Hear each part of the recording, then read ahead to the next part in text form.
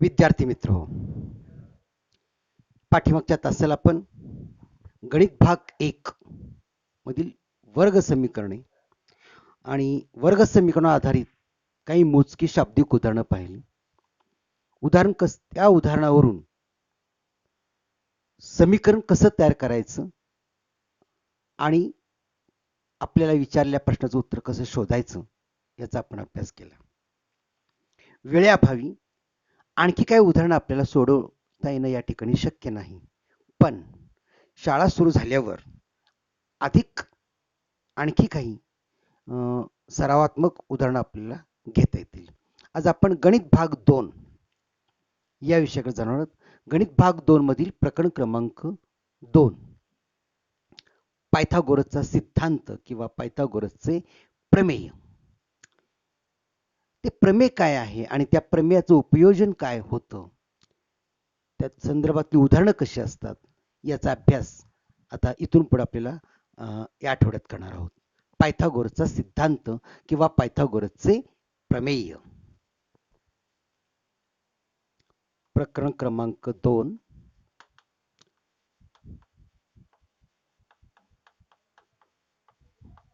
पायथागोरसचे प्रमेय.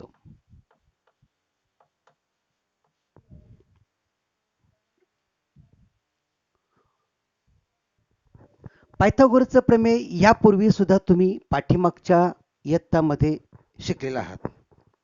सांगता येईल पायथागोरसचं प्रमेय काय? पायथागोरसचं प्रमेय हे कोणत्या त्रिकोणासाठी लागू पडतं? तर काटकोन त्रिकोण. काय आहे प्रमेय बघूया आपण. समजा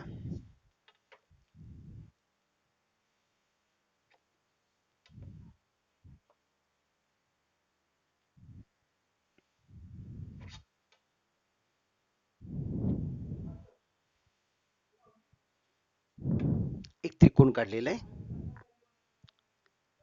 त्या त्रिकोणाच्या शिरोबिंदूंना आपण नाव देऊया, म्हणजे त्या त्रिकोणाचा परिचय आपल्याला करता येईल.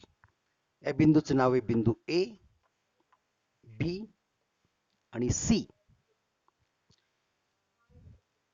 ए बी आणि बी सी या दोन कोणांच्या मध्ये इथं काटकोण आहे. 90 अंशाचा कोण आहे, म्हणजे काटकोन होईल. आता या काटकोन त्रिकोण एबीसी मध्ये बाजू ए बी आणि बाजू बी सी या दोन बाजूंना आपण काटकोन करणाऱ्या बाजू असं म्हणतो. आणि काटकोन करणाऱ्या बाजू सोडून काटकोनाच्या समोरची बाजू एसी, त्या एसी ला आपण त्या काटकोन त्रिकोणाचा कर्ण असं म्हणतो. म्हणजे काटकोन त्रिकोण एबीसी मध्ये कोण बी हा 90 अंशाचा आहे. बाजू ए बी आणि बाजू बी सी या दोन बाजूंना आपण त्या काटकोन त्रिकोणाच्या काटकोन करणाऱ्या बाजू असं आपण म्हणणार आहे. आणि उरलेली बाजू की जी काटकोनाच्या समोरची बाजू आहे, बाजू एसी, या बाजू एसी ला आपण त्या काटकोन त्रिकोणाचा कर्ण असं म्हणतो. मग असा जर काटकोन त्रिकोण एबीसी असेल तर पायथागोरसचं प्रमेय म्हणजे पायथागोरस या महान गणितज्ञानं सिद्धांत मांडला. तो सिद्धांत काय सांगितला की काटकोन त्रिकोण एबीसी मध्ये कर्णाचा वर्ग म्हणजे कर्णाच्या लांबीचा वर्ग. कर्णाचा वर्ग याचा अर्थ काय? एसी, या ठिकाणी कर्ण एसी, त्या कर्णाच्या लांबीचा वर्ग. कर्णाची लांबी एसी, मी असं दाखवू शकतो एसी, कर्णाच्या लांबीचा वर्ग म्हणजे एसीचा वर्ग हा उरलेल्या दोन बाजूंच्या वर्गांच्या बेरजे इतका असतो. म्हणजे एसीचा वर्ग हा किती असतो? एबीचा वर्ग अधिक बीसीचा वर्ग. फक्त एसी लिहिले, एसी याचा अर्थ एसीची लांबी असा आपण अर्थ घ्यायचा आहे. एबी, एबी याचा अर्थ एबी या बाजूची लांबी. बीसी, बीसी याचा अर्थ बीसी या बाजूची लांबी असा अर्थ आपण घेणार आहे. मग या काटकोन त्रिकोण एबीसी मध्ये जर कोण बी काटकोन असेल तर काटकोनाच्या समोरची बाजू एसी हा काटकोन त्रिकोणाचा कर्ण असेल बाजू ए बी आणि बाजू बी सी या दोन काटकोन करणाऱ्या बाजू असतील, तर पायथागोरसनं असं सांगितलं की या काटकोन त्रिकोणामध्ये कर्णाच्या लांबीचा वर्ग म्हणजे एसीचा वर्ग हा उरलेल्या दोन बाजूंच्या लांबींच्या वर्गाच्या बेरजेइतका असेल, म्हणजे ए बी वर्ग अधिक बी सी वर्ग. या पद्धतीनं तो पायथागोरसचा सिद्धांत आहे. अर्थात इथं एक लक्षात घ्या की या काटकोन त्रिकोण एबीसी मध्ये इथं कोन ए, शिरोबिंदू ए जवळ हा जो कोन तयार झालेला आहे हा कोन ए असं आपण संबोधणार आहोत. इथं कोन बी आणि कोन सी. कोन ए च्या समोरची बाजू, कोन ए च्या समोरची बाजू बीसी, कोन ए च्या समोरची बाजू बीसी, या बीसी ची लांबी आपण स्मॉल ए ने दाखवूया. स्मॉल ए, ए कोणासमोरची बाजूची लांबी आपण स्मॉल ए ने दाखवूया. कोन बी, कोन बी च्या समोरची बाजू एसी की जो कर्ण आहे त्या एसी ची लांबी आपण स्मॉल बी ने दाखवूया. बा कोणासमोरची बाजूची लांबी त्या कोणाच्या अद्याक्षराने फक्त स्मॉल अक्षराने दाखवण्याचा एक संकेत आहे, आणि सी कोणासमोरची बाजू ए बी ही आपण स्मॉल सी ने दाखवूया. असं जर दाखवलं तर हा सिद्धांत मला कसं म्हणता येईल बघा. एसी, एसी चा वर्ग, एसी म्हणजे काय बी, म्हणजे बी चा वर्ग बरोबर ए बी, ए बी म्हणजे सी चा वर्ग अधिक बी सी म्हणजे ए चा वर्ग. या पद्धतीने सुद्धा आपल्याला ही बी म्हणजे काय, बी म्हणजे एसी ची लांबी. स्मॉल अक्षर, स्मॉल अक्षर ही आपल्याला त्या त्या बाजूची लांबी दर्शवतात. लक्षात आलं. असा हा पायथागोरसचा सिद्धांत आहे. लिहा पायथागोरसचा सिद्धांत. कसं लिहितील बघा. आपण सगळं गणिताच्याच भाषेत मांडणार आहे. त्रिकोण एबीसी मध्ये, त्रिकोण एबीसी मध्ये कोन बी बरोबर 90 अंश. एवढं लिहिलं तरी त्याचा अर्थ त्रिकोण एबीसी हा काटकोन त्रिकोण आहे. त्रिकोण एबीसी हा काटकोन त्रिकोण आहे असं शब्दात न लिहिता गणिताच्या भाषेत आपल्याला हे असं लिहिता येईल. याचा अर्थ काय होतो की त्रिकोण एबीसी मधला कोन बी 90 अंशाचा आहे. ज्या अर्थी त्या त्रिकोणातला एक कोन काटकोन आहे याचाच अर्थ तो त्रिकोण काटकोन त्रिकोण असला पाहिजे. कोन बी चं माप 90 अंश आहे म्हणजेच त्रिकोण एबीसी हा काटकोन त्रिकोण आहे. त्रिकोण एबीसी या काटकोन त्रिकोणात असं न लिहिता एवढं जरी लिहिलं किंवा असंच लिहा म्हणजे याचा अर्थ काय होईल, ही सिम्बॉलिक लँग्वेज आहे, गणिती चिन्हांची भाषा आहे. त्यामुळे तुम्हाला लिहिणं हे चिन्हातून सगळं व्यक्त झालं पाहिजे. ज्यांना चिन्हांचा अर्थ कळला त्याला खरं गणित कळलं असं आपल्याला म्हणता येईल. त्रिकोण एबीसी मध्ये कोन बी बरोबर 90 अंश याचाच अर्थ त्रिकोण एबीसी मधला कोन बी चं माप 90 अंश आहे म्हणजेच तो त्रिकोण काटकोन त्रिकोण असला पाहिजे. आणि मग असं असेल तर काय सांगा, पायथागोरसचा सिद्धांत काय सांगेल, म्हणून कर्ण वर्ग बरोबर पहिल्या बाजूचा वर्ग, किंवा कुठली बाजू पहिली घ्या आपण, तुम्ही पहिल्या बाजूचा वर्ग अधिक दुसऱ्या बाजूचा वर्ग असं आपण नेहमी म्हणतो. मग कर्ण कोणी तर सांगा, एसी वर्ग, एसी वर्ग बरोबर ए बी वर्ग अधिक बीसी वर्ग. एसी ची लांबी आपण कोणत्या अक्षराने दाखवली, स्मॉल बी, म्हणजे बी वर्ग बरोबर ए बी ची लांबी आपण स्मॉल सी ने दाखवलेली आहे आणि बीसी ची लांबी आपण ए ने दाखवलेली आहे. म्हणजे आपल्याला हा पायथागोरसचा सिद्धांत या ठिकाणी तुम्हाला लक्षात येईल. आता लक्षात आलं पायथागोरसचा सिद्धांत काय सांगतो. पायथागोरसचा सिद्धांत काटकोन त्रिकोणामध्ये कर्णाचा वर्ग हा उरलेल्या दोन बाजूंच्या वर्गांच्या बेरजे इतका असतो. हे वाक्य पहिल्यांदा लिहायला पाहिजे, लक्षात घ्या. आणि मग आकृतीवरून त्याचं वर्णन आपल्याला असं करता येईल. आता हा त्रिकोण आहे की जो काटकोन त्रिकोण आहे की ज्याच्या बाजूच्या लांब्या ए बी आणि सी आहेत. ही लांबी आहे काय असेल, समजा ही 3 असेल, ही 4 असेल, ही 5 असेल, काही असेल ती. इथं ह्या 3 ज्या संख्या आहेत, आपण ही लांबी याचा अर्थ काय ती संख्या असणार आहे. कोणत्याही 3 संख्यांच्या मध्ये कोणत्याही 3 नैसर्गिक संख्या घ्या आणि या 3 नैसर्गिक संख्यांच्या मध्ये जर एका बाजूचा वर्ग हा उरलेल्या 2 बाजूंच्या वर्गांच्या बेरजे इतका असेल तर त्या 3 संख्यांच्या गटाला आपण पायथागोरसचं त्रिकूट असं म्हणतो.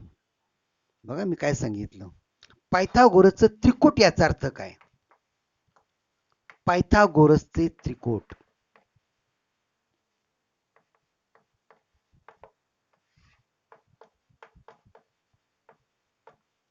Triplet, triplet of Pythagoras. पायथागोरसचं त्रिकूट म्हणजे काय? समजा 3 संख्या आहेत, कोणत्याही 3 संख्या घेतल्या, समजा 3, 4 आणि 5 ह्या 3 संख्या आहेत. ह्या 3 संख्यांचा एक गट आहे, त्याला आपण त्रिकूट म्हणूया. त्रिकूट याचा अर्थ 3 संख्यांचा एक गट, हा एक गट आहे. ह्या गटामध्ये किती संख्या आहेत? 3. ही पहिली संख्या, ही दुसरी संख्या, ही तिसरी संख्या. क्रम कसे असू द्या, 3 4 5 असं लिहिलं काय, 5 4 3 असं लिहिलं काय, किंवा 4 3 5 असं लिहिलं काय, कसं लिहा, फक्त त्या गटामध्ये 3 संख्या आहेत.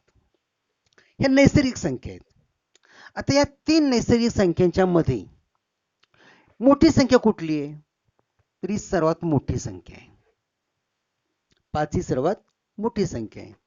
मग या मोठ्या संख्येचा वर्ग हा जर उरलेल्या 2 बाजूंच्या वर्गांच्या बेरजे इतका असेल तर या 3 संख्यांच्या गटाला म्हणजेच या त्रिकूटाला आपण खास नाव देणारे पायथागोरसचे त्रिकूट.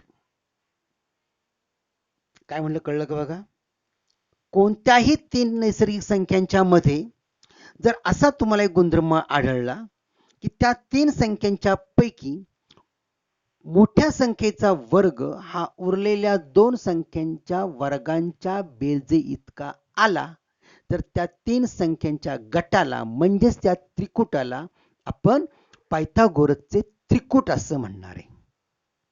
कळलं? आता उदाहरणार्थ मी हे त्रिकूट घेतलेले 3 4 5 चं, हे त्रिकूट पायथागोरसचं त्रिकूट आहे का याचा आपण पडताळा घेऊ. कसा घ्यायचा? सर्वात मोठी संख्या कोणती?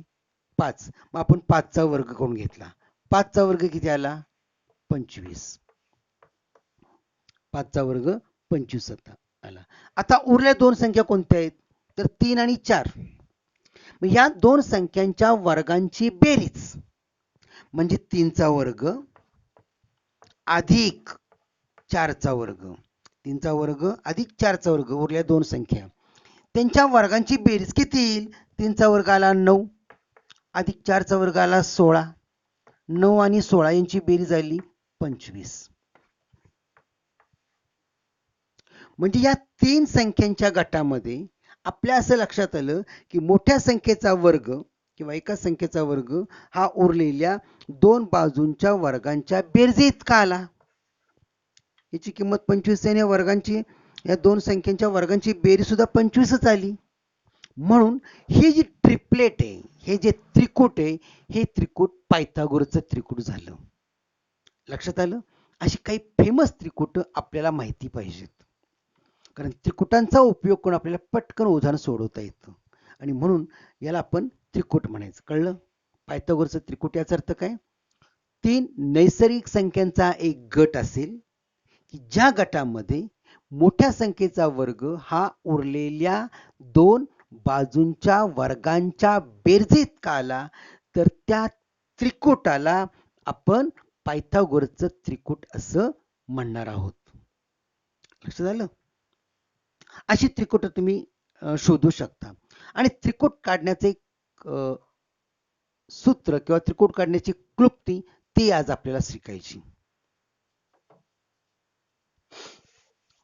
काही पायथागोरसचे त्रिकूट तुमच्या माहितीसाठी त्याचा पडताळ तुम्ही घरी गेल्यावर घ्या. काही त्रिकूट तुम्हाला सांगणार आहे. बा 3 4 5 आत्ता पाहिलेलं 3 4 5 हे त्रिकूट आहे. त्याच्यानंतर 5 12 13 हे सुद्धा पायथागोरसचं त्रिकूट आहे. हे त्रिकूट आहे का नाही ह्याचा पडताळा तुम्ही घ्यायचा. कसा घ्यायचा? आत्ताच्या पद्धतीनं 3 संख्यांचा गट आहे, नैसर्गिक आहेत, मोठ्या संख्येचा वर्ग करा, 13चा वर्ग करा 169 येईल आणि उरलेल्या दोन बाजूंच्या वर्गांची बेरीज घ्या. ती सुद्धा जर 169 आली तर हे पायथागोरसचं त्रिकूट आहे असं आपल्याला म्हणता येईल. याचा पडताळा आत्ता सांगितल्याप्रमाणे घ्या. त्यानंतर 8 15 17 हे सुद्धा पायथागोरसचं त्रिकूट आहे. 24 25 7 ही काही पायथागोरसची त्रिकूट आहेत. त्रिकूट शोधण्याच्या आणखी काय आयडिया मी तुम्हाला सांगणार आहे. आता एक लक्षात घ्या, ह्यापैकी कुठलं एक त्रिकूट आपण बाजूला घेऊ. समजा हे घेतलं 5 12 13 हे पायथागोरसचं त्रिकूट आहे. आता या त्रिकुटामध्ये ही त्रिकुट आहेतच, याचा पडताळा तुम्ही घ्यालच. या त्रिकुटामध्ये जर त्या त्रिकुटातल्या प्रत्येक संख्येची तुम्ही पट करत गेला, वाढवत गेला, पट दुप्पट केली, तिप्पट केली, तर तुम्हाला पटीतल्या संख्या ज्या मिळणार आहेत त्या सुद्धा पायथागोरसचं त्रिकूट असतात. मी काय म्हणलं बघा, याचा अर्थ काय? समजा 5 ची दुप्पट किती आली? 10. दुप्पट हा नेहमी वापरतोय. 5 ची दुप्पट 10 झाली. 12 ची दुप्पट 24. 13 ची दुप्पट 26. मग जर हे त्रिकूट असेल ना तर हे सुद्धा तळाला त्रिकूट असतं. 5 ची दुप्पट 10 दुप्पट ह्या त्रिकुटापैकी प्रत्येक संख्येची मी दुप्पट केली. 5 ची दुप्पट 10 झाली, 12 ची दुप्पट 24 झाली, 13 ची दुप्पट 26 झाली. म्हणजे तुम्हाला नवीन त्रिकूट मिळालं. तुम्हाला कधी कधी मुक्त प्रश्न विचारला जातो की पायथागोरसची कोणती 2 त्रिकूट लिहा, 3 त्रिकूट लिहा. एक त्रिकूट जरी तुमच्या लक्षात राहिलं तरी दुसरं त्रिकूट कसं मिळवायचं? त्याची फक्त दुप्पट करा किंवा तिप्पट करा. समजा तिप्पट केली, 5 ची तिप्पट 15, 12 ची तिप्पट 36, 12 त्रिक 36 आणि 13 ची तिप्पट 13 गुणिले 3 39. हे सुद्धा पायथागोरसचं त्रिकूट राहील. म्हणजे मुक्त प्रश्न जर तुम्हाला आला की पायथागोरसची कोणती 2 त्रिकूट लिहा, तुम्हाला एक त्रिकूट माहिती झालं की तुम्हाला कितीतरी त्रिकूट लिहिता येतील. 3 4 5 हे त्रिकूट घेऊन तुम्हाला आणखी काही त्रिकूट शोधता येतील. ही एक त्रिकुटाच्या संबंधित क्लुप्ती तुम्हाला लक्षात राहण्यासारखी आहे. आता कळतंय? आता पायथागोरसचं त्रिकूट शोधण्याचं आणखी एक सूत्र आहे, आणखी एक क्लुप्ती म्हणूया आपण. ती क्लुप्ती अशी आहे, त्याची सिद्धता आपण घेणार नाही, फक्त समजून घ्या. फक्त समजा 2 संख्या आहेत ए आणि बी. ह्या 2 संख्या आहेत, नैसर्गिक संख्या आहेत. आता या 2 नैसर्गिक संख्यांच्या मध्ये पहिली संख्या ही दुसरी संख्येपेक्षा मोठी पाहिजे, हा नियम आहे. ए हा बी पेक्षा मोठा असेल किंवा त्याच्या आधी उदाहरण ठीक आहे, आधी थेरी समजून घ्या. ए हा बी पेक्षा मोठा असेल तर ए वर्ग अधिक बी वर्ग याची किंमत, नंतर ए वर्ग वजा बी वर्ग या बैजिक राशीची किंमत आणि 2ab या बैजिक राशीची किंमत, ह्यांनी ज्या किमती मिळतील ह्या सुद्धा त्या पायथागोरसची त्रिकूट असतात.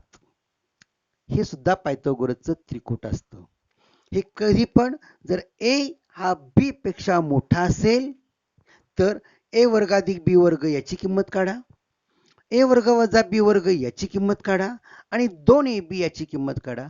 तयार होणारी जे त्रिकूट असेल ते पायथागोरसचं त्रिकूट असतं. उदाहरणार्थ सांगतो बघा. समजा मी कोणत्या दोन संख्या घ्या. समजा 5 आणि 7 किंवा 7 आणि 5 ह्या दोन संख्या घेतल्या. 7 हे नक्कीच 5 पेक्षा मोठे आहेत. दोन संख्येची तुलना केली तर 7 हे 5 पेक्षा मोठे आहेत. तर या 7 आणि 5 या दोन नैसर्गिक संख्या आहेत की ज्यामध्ये 7 हे 5 पेक्षा मोठे आहेत. तर या दोघांचा उपयोग करून मला पायथागोरसचं त्रिकूट कसं शोधता येईल? बघा काय करायचंय. पहिला काय करायचं बघा. 7चा वर्ग अधिक 5चा वर्ग. 7चा वर्ग अधिक 5चा वर्ग किती येईल? 7चा वर्ग येईल 49 अधिक 5चा वर्ग 25. ह्याची किंमत किती आली बघा. 9 आणि 5 14. चला 1 2 1 3 आणि 4 7 74 येईल. बघा 9 5 14 2 1 3 आणि 4 74 येईल. नंतर काय करायचं. 7चा वर्ग वजा 5चा वर्ग करा. 7चा वर्ग 49 वजा 5चा वर्ग 25. किंमत किती आली बघा. 4 24 येईल. आणि 2 गुणिले 7 गुणिले 5 दोघांचा गुणाकार आहे त्याची दुप्पट. 7 35 दुनी 70. मग इथं हे 74 हे 24 आणि हे 70 या तिघांनी मिळून जे त्रिकूट तयार झालं कोणतं. 74 24 आणि 70 यात हे पायथागोरसचं त्रिकूट असतं. या तीन संख्येनी तयार झालेलं हे सुद्धा पायथागोरसचं त्रिकूट असतं. असं आपले क्लुप्ती किंवा पायथागोरसचं त्रिकूट मिळवण्याची एक सूत्र हे आपल्या लक्षात येईल. पायथागोरसचं त्रिकूट कसं शोधायचं हे कळल्यानंतर आज आपण इयत्ता 9वीत असताना महत्वाचे सिद्धांत त्रिकोणाच्या बाबतीत आपण पाहिले की दोन त्रिकोण 30 60 90 चा त्रिकोण आणि 45 45 90 चा त्रिकोण ह्या दोन त्रिकोणांची आपण माहिती गेल्या वर्षी पाहिलेली आहे. ती माहिती आपण ती गुणधर्म त्या त्रिकोणाबद्दल असणारा जे अत्यंत महत्वाचा गुणधर्म त्याचा आपल्याला आज अभ्यास करायचा आहे. 30 60 90 चे प्रमेय असं आपण त्याला म्हणतो. 30 60 90 चे प्रमेय काय सांगतं. हे प्रमेय काय आहे? हे प्रमेय प्रमेय असे समजा एखाद्या त्रिकोणातील कोनांची माप या पद्धतीने असतील. एकाचं 30 अंश एकाचं 60 अंश आणि एकाचं 90 अंश या पद्धतीने जर असतील तर अशा त्रिकोणाला आपण खास नाव आहे त्याला 30 60 90 चा त्रिकोण असं आपण म्हणतो. त्याला त्रिकोण कसला म्हणतो आपण? 30 60 90 चा त्रिकोण. उदाहरण दाखवतो. समजा हा एक त्रिकोण आहे.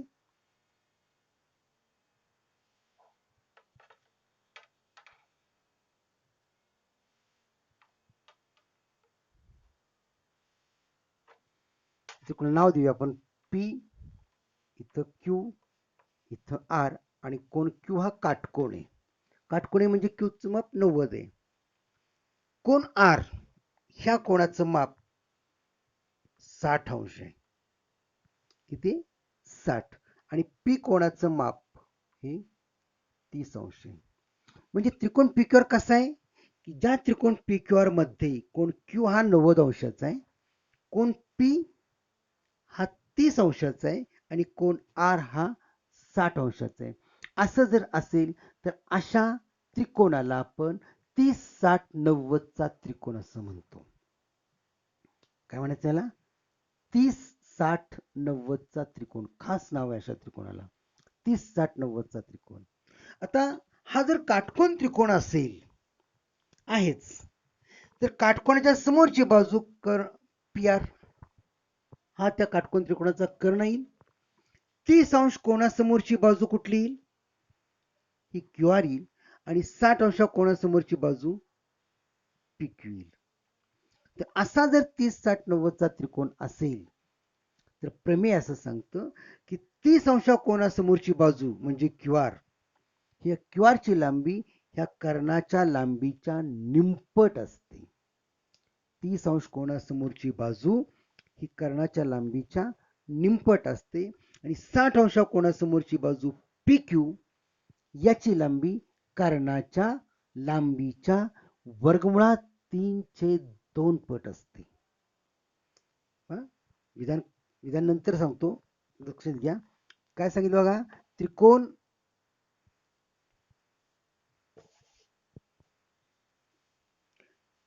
त्रिकोण पी क्यू आर मध्ये कोण क्यू किती 90, कोण पी किती आहे 30 अंश आणि कोण आर बरोबर 60 अंश. म्हणजे या त्रिकोणाच्या तिन्ही कोणाची माप कशी आहेत? एकाचं 90, एकाचं 30, एकाचं 60. ज्या अर्थी त्या त्रिकोणातला एका कोणाचं माप 90 अंश आहे याचाच अर्थ तो त्रिकोण काटकोन त्रिकोण आहे. असा जर त्रिकोण असेल की ज्या त्रिकोणातील कोणांची माप 30, 60 आणि 90 असतील अशा त्रिकोणाला आपण काय म्हणणार आहे आता? 30, 60, 90 चा त्रिकोण. मग अशा त्रिकोणात 30 अंश कोणासमोरची बाजू, 30 अंश कोणासमोरची बाजू म्हणजे कोणती येईल? Q R. क्यू आर ही किती असते? निमपट. निमपट याचा अर्थ 1/2 पट. 1/2 पट कुणाच्या? कर्णाच्या. कर्ण कोण आहे? P R. कर्ण कोण आहे? P R. म्हणजे क्यू आर ची लांबी ही पी आर च्या निमपट. 30 अंश कोणासमोरची बाजू क्यू आर बरोबर निमपट म्हणजेच 1/2 पट कुणाच्या? कर्णाच्या. कर्ण कोण आहे? P R. आणि 60 अंश कोणासमोरची बाजू म्हणजे पी क्यू. पी क्यू ही लांबी किती असते नेहमी? तर कर्णाच्या म्हणजे पी आर च्या किती? वर्गमुळात 3/2 पट. वर्गमुळात 3/2 पट असा सिद्धांत आहे. हे तुम्हाला मी गणिताच्या भाषेत सांगितलं. आता हेच वाक्य आपल्याला शब्दात कसं लिहिता येईल? लिहा.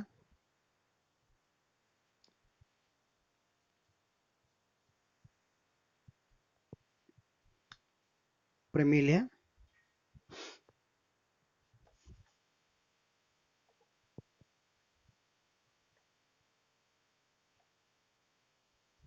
असं लिहा. जर वरती लिहा 30, 60, 90 चे प्रमेय जर त्रिकोणातील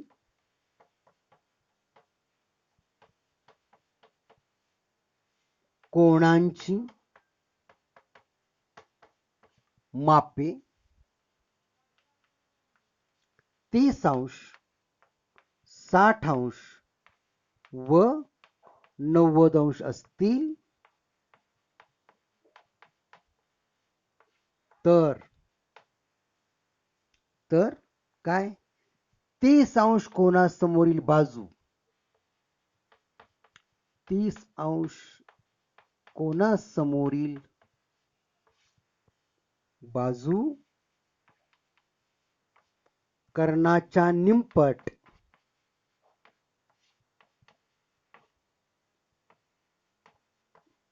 व 60 अंश कोणासमोरील बाजू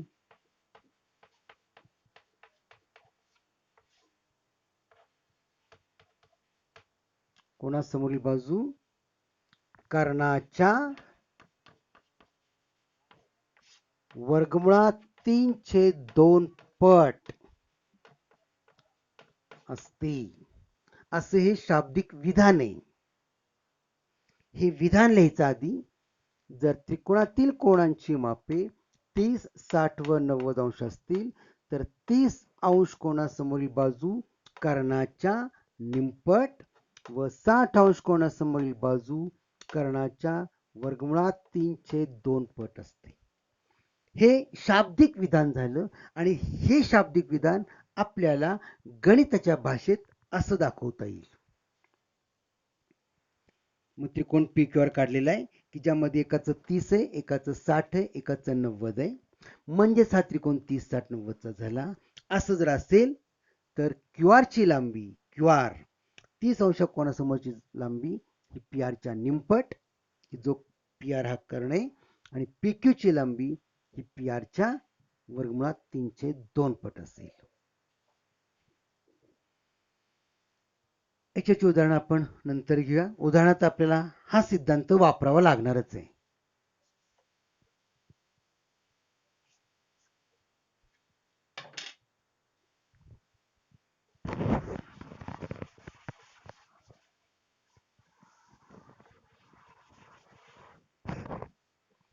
आणखी एक सिद्धांत झालेला आहे.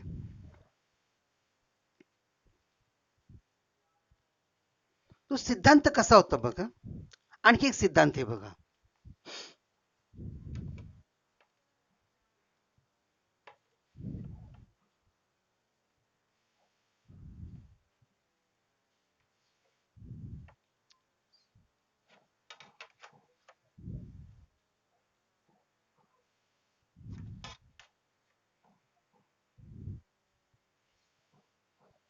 हा एक त्रिकोण आहे.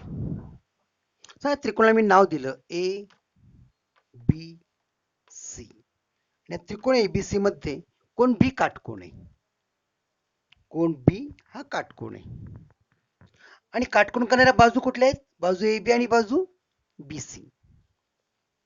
आता त्रिकोण एबीसी मध्ये कोण बी काटकोण आहे आणि उरलेले दोन कोण, कोण ए आणि कोण सी, ह्या प्रत्येक कोणाचं माप हे 45 अंश आहे आणि याचं सुद्धा 45 अंश आहे. बा त्रिकोण एबीसी कसं आहे की ज्यामध्ये कोण बी 90 आहे आणि हा 45 आहे. ए सी कोणाचं माप सुद्धा 45 आहे. म्हणजेच या त्रिकोणामध्ये दोन कोणांची माप, या लघु कोणांची माप प्रत्येकी 45 अंश आहे आणि हा कोण बी हा 90 अंश आहे. म्हणजेच हा काटकोन त्रिकोण आहे की ज्या काटकोन त्रिकोणामध्ये हे दोन कोण 45 अंश 45 अंश